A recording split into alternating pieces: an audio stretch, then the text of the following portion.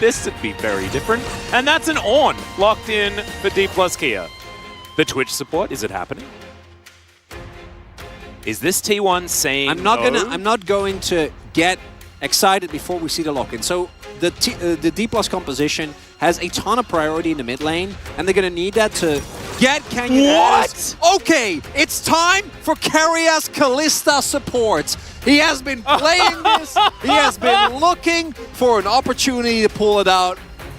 Oh my! There it in is. this series, really? Yeah, he pulled out Caitlyn support before. He did. He's he doing definitely did. As, okay, carriers support Draven. Carriers support Kalista. Not entirely sure which one it's going to be. Wait. Who? No. No, it's going to be carriers. It's got to be the Kalista support. As let's talk about the D plus comp first, because they make a lot of sense. It's very straightforward. You have a ton of prio in mid.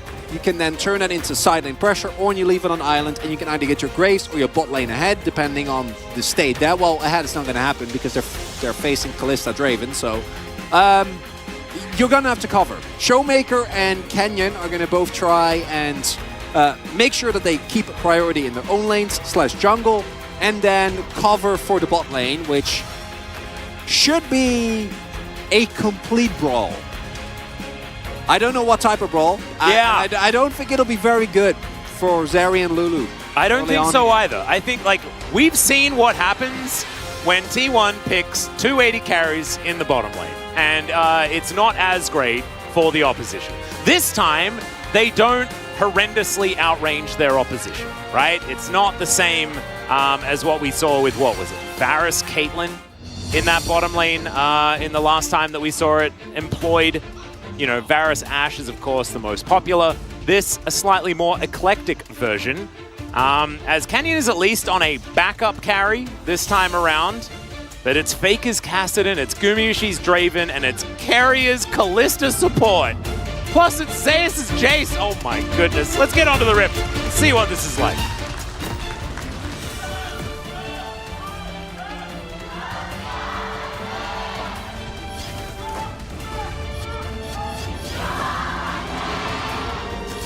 T1 yelling at the top of their lungs as we hop onto the Rift for game number 3. Lol Park, really, it's still echoing with those fan chants, as you never really hear volume like that unless it's T1 playing. As Gumayusi, here's Draven, this time going to be throwing chainsaws. It's a little bit frightening. You know what I want to talk about, Atlas? What do you want to? You want to talk about the Kalista? All right. No, I was talking about an anime that I've been watching that involves chainsaws, but I'll let it go. As we have to talk about the Kalista. I feel like you should have known. I've really been bugging you about that one for a while now. You have, but I try to put it out of my mind to the best of my ability. I just want you to have a good time. As obviously, as we have seen before with what T1 was able to do with the Caitlyn support, the idea behind this is that the dueling potential of the Draven and the Kalista makes it basically impossible for Khaled and Deft to walk up. So Owner is going to path from the top side of the map towards the bot side, and then hopefully for him be able to cover what, or rather Canyon is going to look to cover, as Owner is going to path towards bot side to try and look for aggressive plays on Deft and Kellen. Well, Carrier just diving towards Kellen here, as the axes are now going to start swinging forward, and yeah, this is an example of a real problematic situation. Oh, the Draven's not able to do it! Canyon, he knew he was there. Gumayusi knew he was dead, wanted to take Deft with him, and he's not going to be so lucky. So, what happens, Chronicler, when this lane falls behind? Well, what do you mean? I'm confused. Yeah. You have Draven and Kalista. Oh, so the same thing continues to happen? So you don't fall behind. Oh! Yeah. Okay. But what if... Well, what if you do, and your wave state is very rough? At least Carrier gets the crash here, which is really kind of a saving grace. Deft gets the kill, but is still stuck on level 1, and does have to back as well. So we're going to give it a little bit of time and then check back in. And Canyon obviously did have to take a lot of a beating in terms of his jungle experience, although with the prio that he has in mid, he actually will be able to, yes, his win rate on the champion is absurd. The reason why he hasn't played more games on it is just because when Graves was meta, Canyon didn't really get to play. He wasn't allowed to, yeah. And another great example here for Gumayushi's Draven, but I just love the read from Canyon there. Like, obviously, as Owner does spot him out, very important there. So Faker would not be able to help his jungler at all. Identifying that this bot lane is going to look for early plays. Canyon just immediately going similar to what we saw Bo do, very early level 2 gank on Graves, and yeah, you're just gonna get bullied out of your jungle now because Gumayushi and Keria not in the position that ideally you'd want to be in at this point in the game. Now, fortunately for T1, as much as I think the bot lane situation stinks, it's not all disaster because you do have an incredibly resilient mid laner, or resilient in terms of scaling and winning you the game later on. But I gotta say, pretty much a dream scenario here. Canyon literally just takes red buff and runs down bot. Yeah, and you can see Gumayushi pretty happy to stack up these axes and make this happen, but seeing Canyon there, he was like not going to be able to do it, and I believe that was the heal right at the last second from Deft. Make that one happen. Still, going to have a lot of power in this lane, and as you can see, Gumayushi and Keria are continuing to push up, especially with Canyon now on the top side of the map. He's getting as much farm as he can, and Canyon will have more farm than Owner throughout this game, eventually, because we know what happens when he gets this champion. He does not stop destroying jungle camps forever. He is very, very adept at it. The big winner on the map for T1 is Zeus, because with Canyon's positioning being known, he really gets to play very, very far forward. And for Kana, you know, there's not that much that he can do.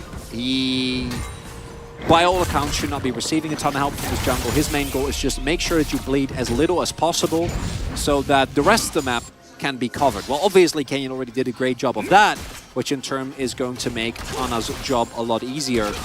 And Showmaker, another example, is going to be able to continuously play with Cryo here as Owner and make himself known. Yeah, not going to get the flash out of Showmaker just yet. Faker, no Rift Walk available. Permafrost does come in. Showmaker desperately doesn't want to flash, and he doesn't. He's going to be able to go back home. But now, that health bar very low, doesn't have teleport.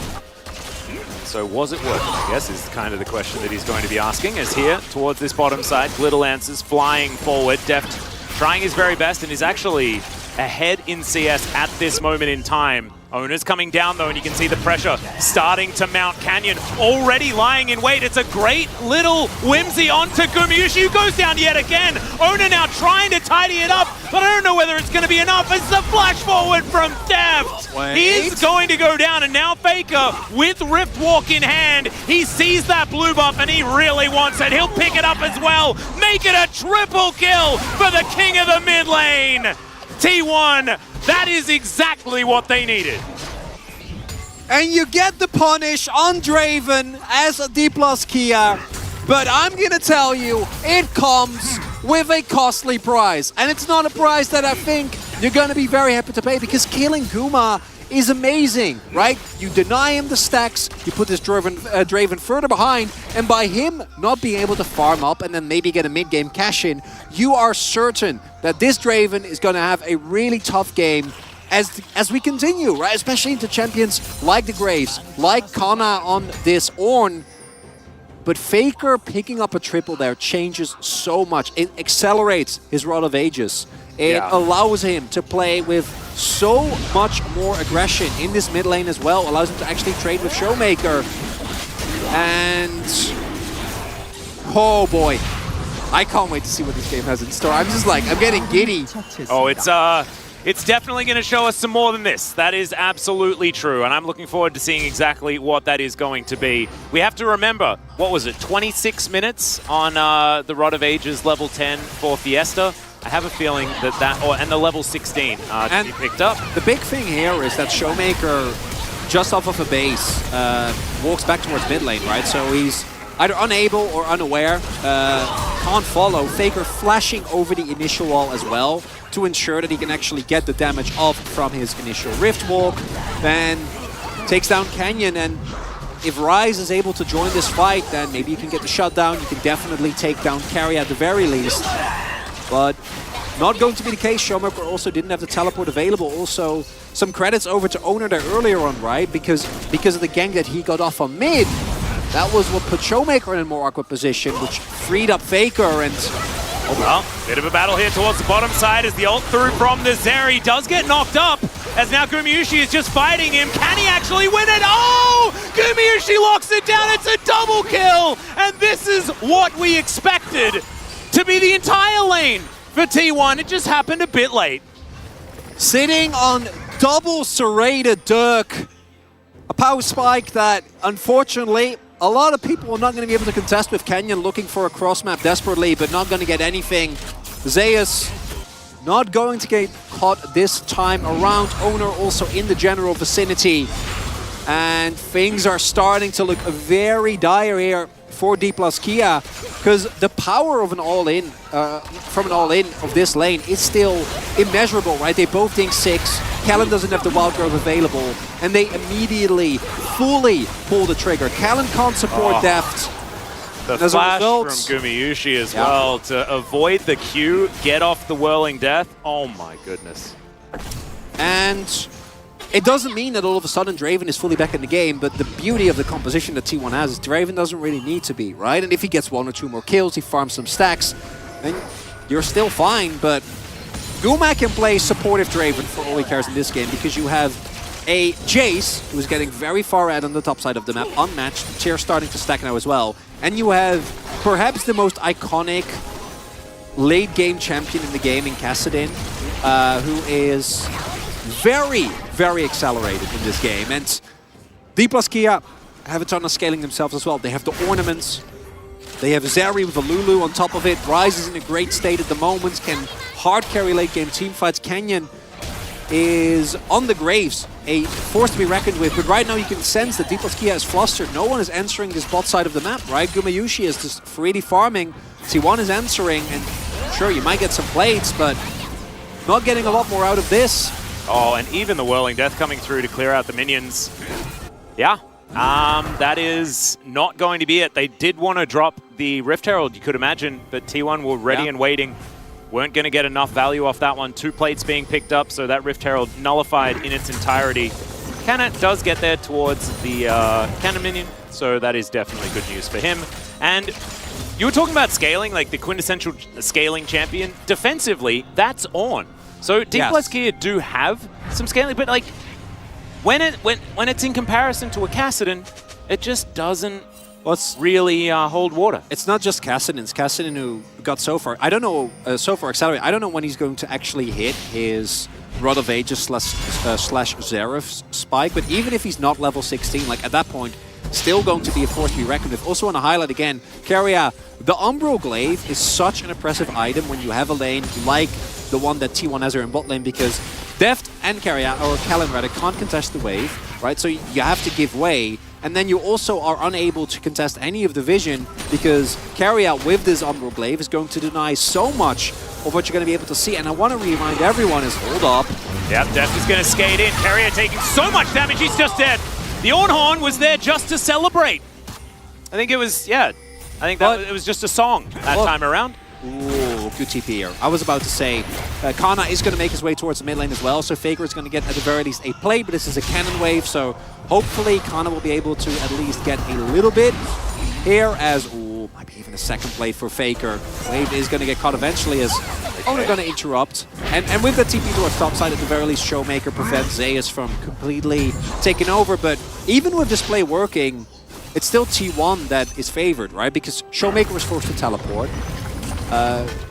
Zeus still got a lot done. Faker still shoved the mid-wave into the turret and was able to pick himself up a plate. So even with Keria taken down, doesn't end up mattering too much. As I want to remind everyone at home that Keria is a trained professional, and in no way, shape, or form should you be playing support Kalista if you are not Keria. Don't do it. Canyon thinking about a bit of a drive-by, but Faker was in the area, and you do not want to mess with that.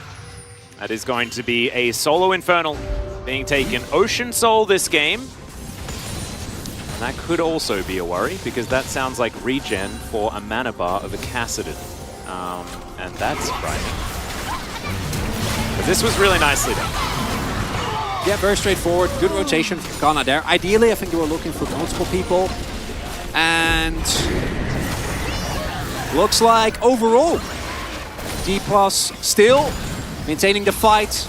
And it's not really about the goal at this point in time, right? Because as mentioned, as soon as Orange starts to hit the later levels, it's more going to be about who plays out and how they, or who plays out what, how they play it out, as Guma picking themselves up the shield bow now. But oh, that was a bit sad. yeah, I thought that cannon was possibly takeable.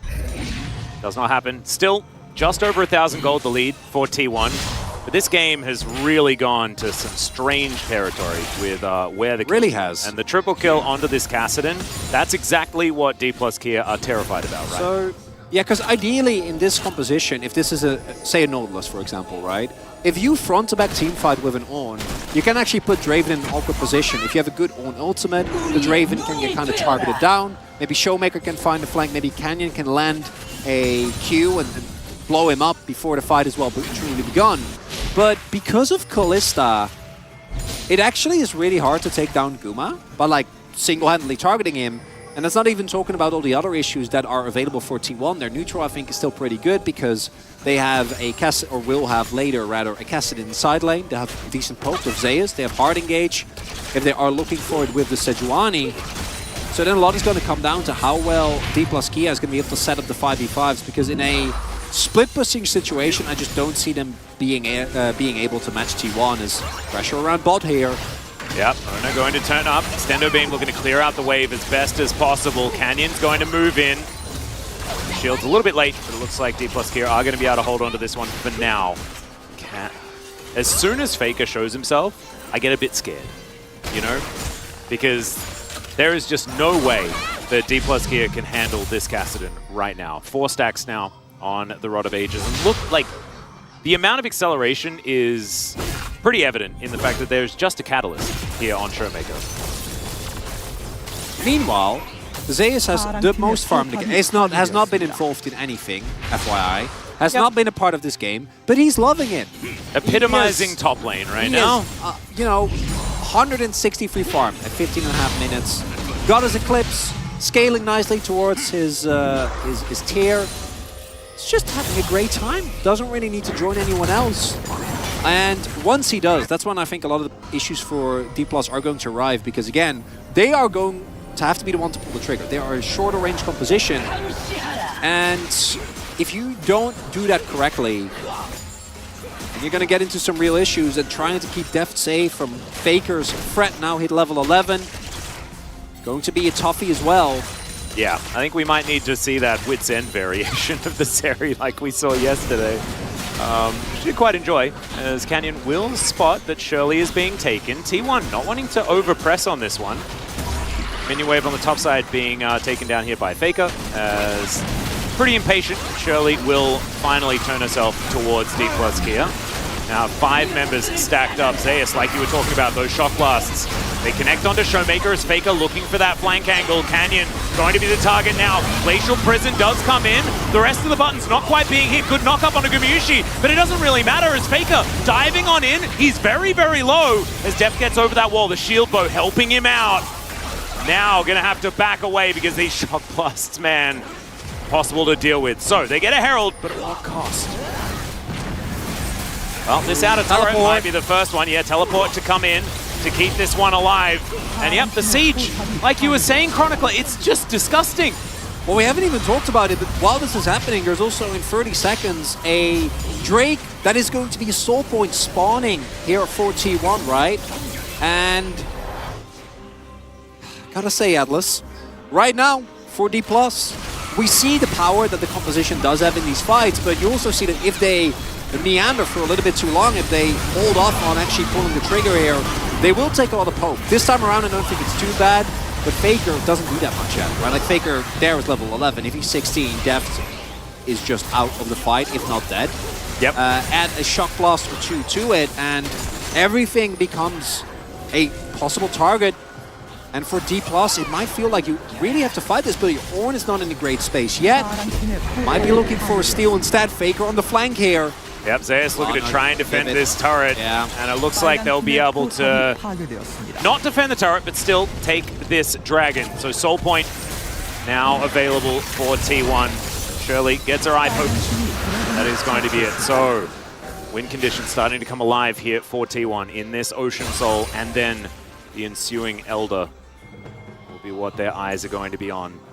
Should make a movement back towards this top side, and D+ here do need to start trying to open up this map. Taking turrets has been difficult from, honestly, like this game. Sorry, the last game until now. They haven't been able to take these standing objectives very well at all. Seraph's done now.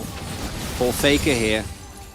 And already, like I said, obviously everyone's counting down until Faker hits level 16, but with this spike, especially once his Rod of Ages actually fully stacks up, he is going to already be very difficult to deal with.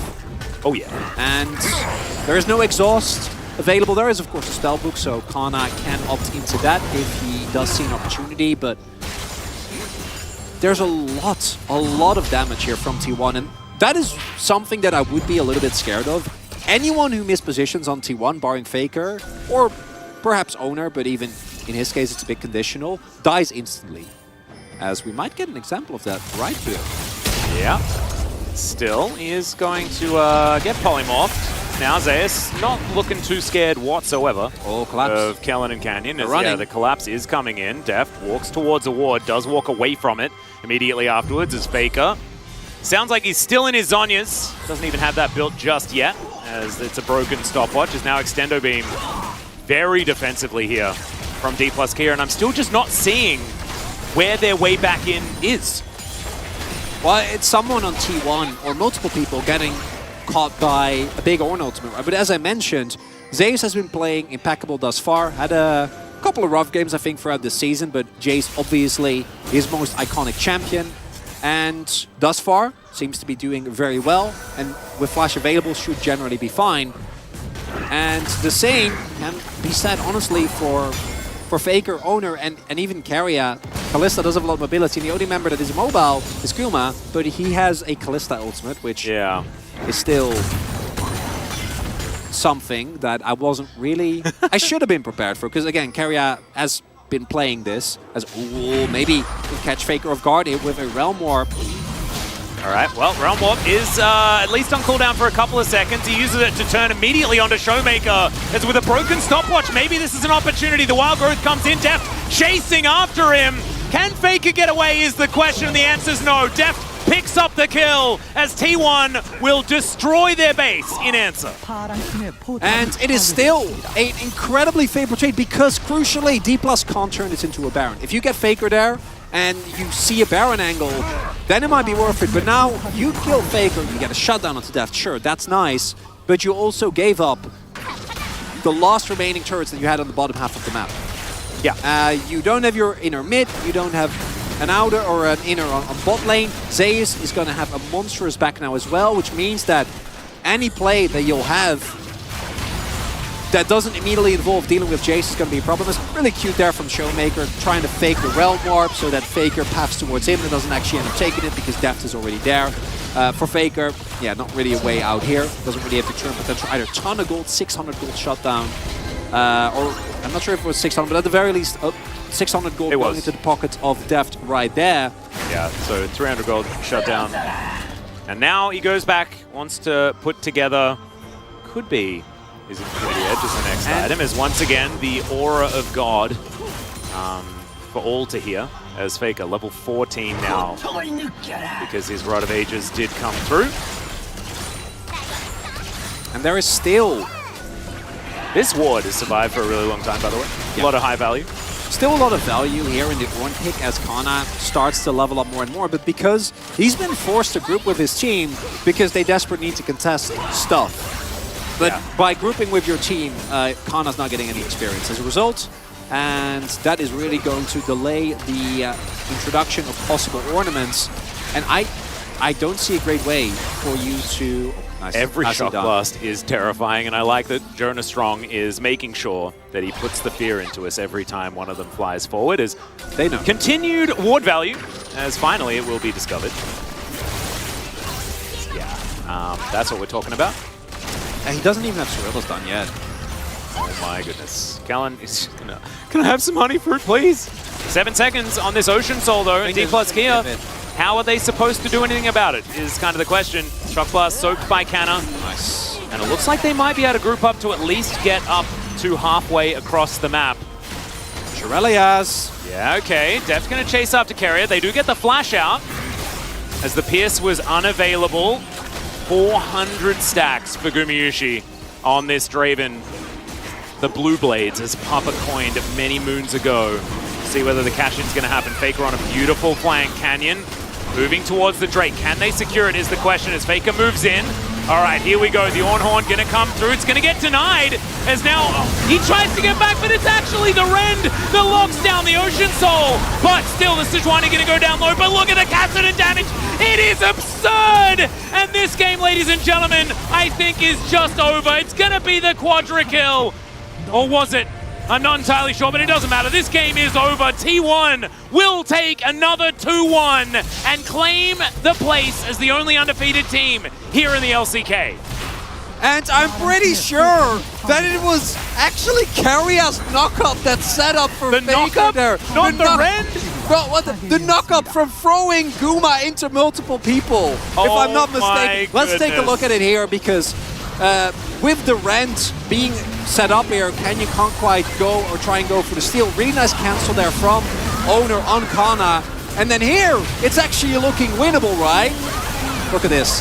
Oh, it actually is! Four-man knock-up from a Gumayusi Fates call from Carrier after he secures the Ocean Soul with a Rend as support Kalista. I want to reiterate, this is one of the best supports in the world. This is one of the best teams in the world. No, I think it is the best support in the world. It's definitely the best support in the world. That is 100% what happened. Don't try to play support Kalista unless you are in these exact circumstances, because I'm looking at this and it looks broken. Yeah, it looks you guys were worried when the bonkers. Shy was playing top lane Kalista. Well, this is the next. No, I was worried when he was playing top lane Italy, but this is worse.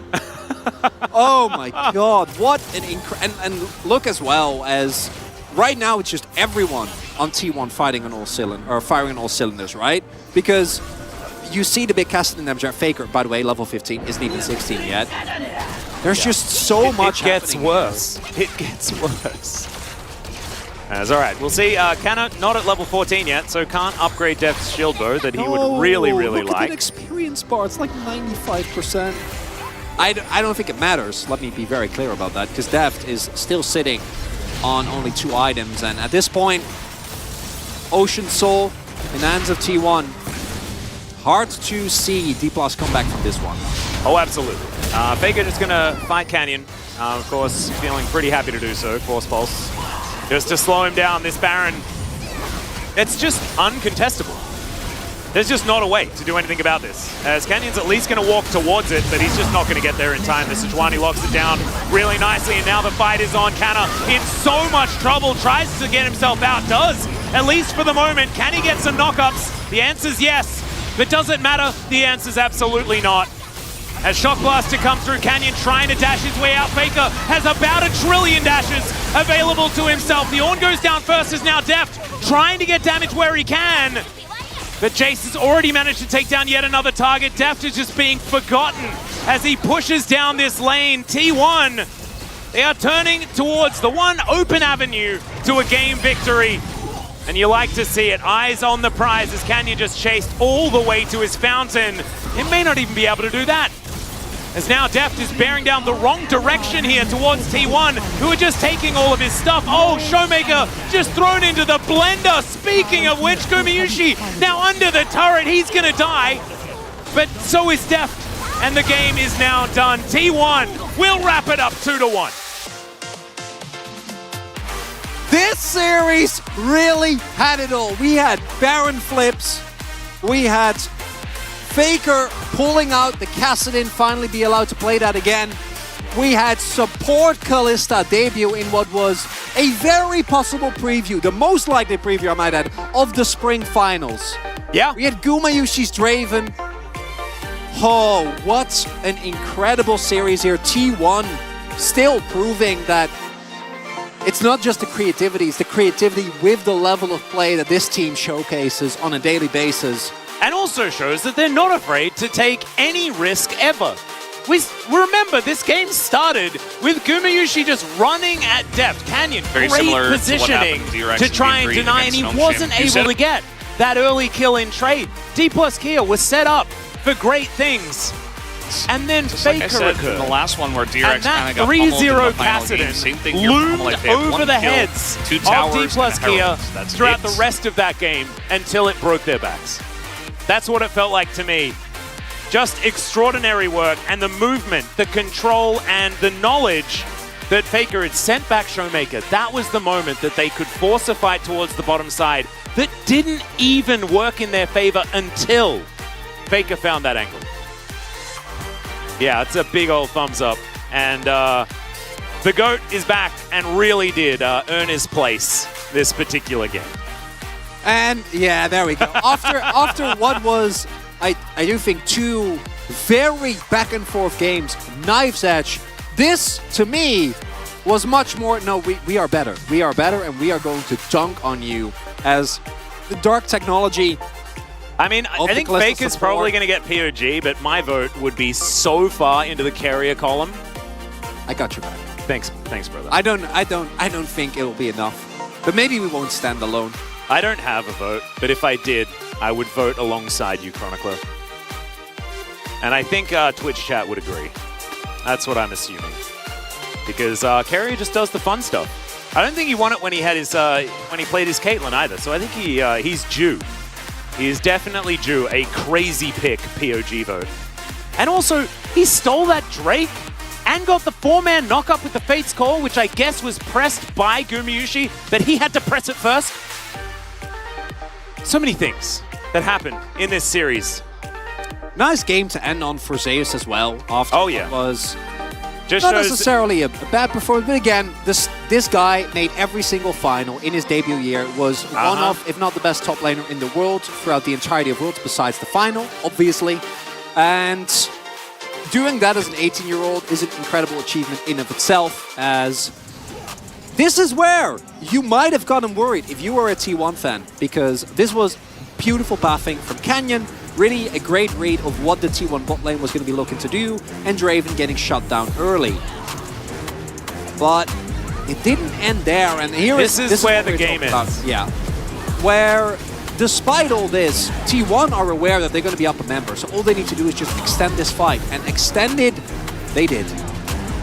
As Faker getting this triple really did feel like, even if there was opportunities for D+ in a normal game state to kind of accelerate and scale into the late game, it was already tough after that triple, and this to me was when the game ended. This was where I no longer had any faith, and I want to again draw your attention to the shenanigans that are about to carry out. First, picks up Ocean Soul, and then picks up Draven. oh my god, 3-man knock-up. And Faker, perfectly synced with the rest of his team, goes in, clean-up crews there. And he finishes the fight at full health as well. Oh Oh my goodness, it was just an absolute demolition from T1 as we listen. They finish off this game. 거점에서 바텀 한 빼고 한 빼고 얼마야? 제리 빠졌는데. 바텀 던져줄래? 빼는 거 봐줘. 바텀아. 안 해도 빼는 거 봐줘야 돼. 빼는 거 봐줘야 돼. 내가 끊을게. 바텀아. 제리 반피. 제리 궁 끝났어. 여기 라이즈 오른쪽 숨어 있다. 아이. 제리 궁 끝났다. 바텀 하면 끝나 이거. 침착해. 오케이. 드레이븐 궁대. 궁 40초. Yeah. I'm down. Carrier yelling to go bot lane that entire 제리 time. 반피. 대리 저거 할 거 없어. 무시해도 돼. 오케이. 내가 앞에 있어줄게. 이거 쳐봐. 야, 라이즈랑 맞춰줘.